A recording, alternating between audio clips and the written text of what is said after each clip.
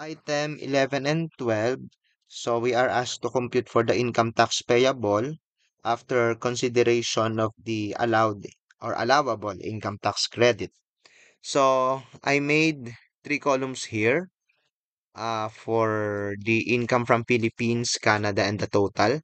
So I already converted the Canadian dollars to peso. So ito po yung kinalabasan. So we have total gross income of 6 million, deductions of 3,300,000, and taxable income of 2,700,000.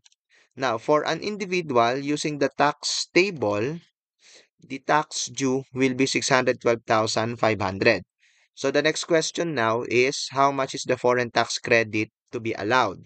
So it must be the lower between the actual tax paid and the limit set by the tax code. So how do we compute now for the limit?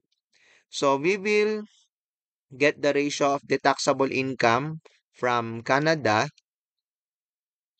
its ratio in relation to the total taxable income. So, di-divide natin yan, 1,250,000 divided by 2,700,000 and then, multiply natin dun sa tax due.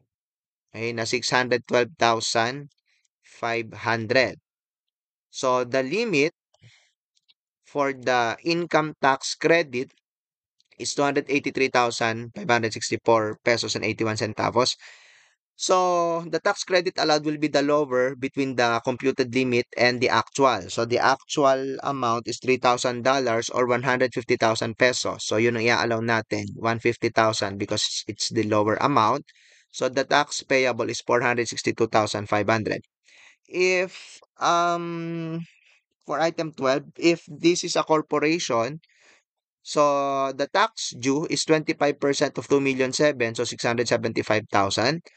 And again, the issue is how much foreign tax credit should we allow. So again, we have the limit. Okay. We will follow the same procedure dun sa individual. So the limit of tax credit is computed as follows. So taxable income Canada, 1,250,000 divided by total taxable income of 2,700,000 times tax due of 675,000. So the limit amounts to 312,500, and again, the actual tax paid in Canada is lower, so yun yung i-allow natin, 150,000. So the income tax payable is 525,000.